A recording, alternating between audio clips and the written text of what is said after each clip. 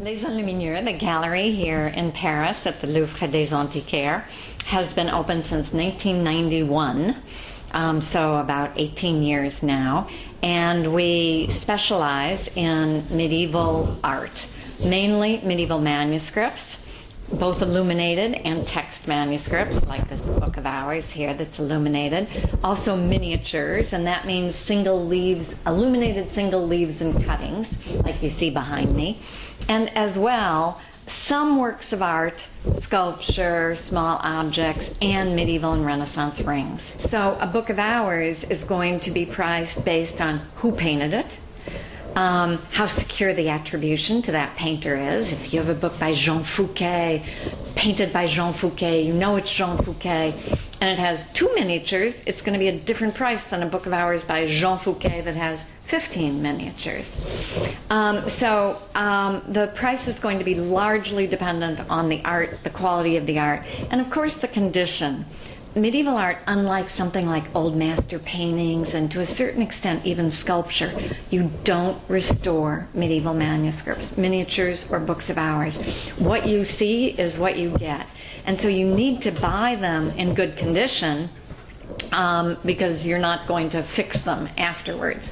But they can be in a slightly less good condition, and that will affect the price. Original bindings doesn't much affect the price in a book of ours, whereas it might in printed books, for example. Whether it's complete or not, this is often surprising to people in the book world, bibliophiles, whether it's complete or not does not enormously bear on the price. Yes, if it's a fragment, it's not going to be the same price as a complete book, but if it's missing a folio, even if it's missing one miniature, these are books that have 600, 700 years of history. It's not that important. Well, this is a niche market, as I've already said, like the niches within the niche. And I think it's probably true of most niche markets anyway. It's certainly true of mine, that the clientele is global. I mean, it's really international. But having said that, I don't mean international Asia, India, the Orient. It's European and North America and South America. So the clientele comes, first of all, from the regions where they have a culture in mostly religious art, because that's what most of this is, and where they understand it. It's too foreign to the Japanese culture for the most part, although there have been Japanese buyers of illuminated manuscripts. But for the most part, this is too different from the culture of the non-Western European and North American countries. But having said that, I have clients in France and America and the Netherlands and Italy and Switzerland and Canada and Mexico. I think Art and Auction and another magazine within the last year or two ran articles on the comeback of medieval art. So I would have said that it's not an old-fashioned collecting field. First of all, it's probably never been super stylish.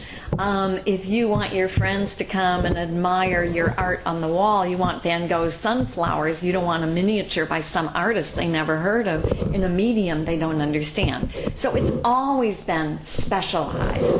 But I don't think it's out of fashion. I think that there are people who are, first of all, for objects, there's certain very aggressive buyers who've been in the market in the last 2 to 5 years that have really created additional interest in medieval art. There are museums, as there have always been. And so, I think that it's not really fair to say that medieval art is, démodé, completely out of fashion. And first of all, I mean, all niche markets are not subject to speculation. I mean, that's one of the things, partly, I think, that defines a niche market. So there's probably never been speculation in medieval art.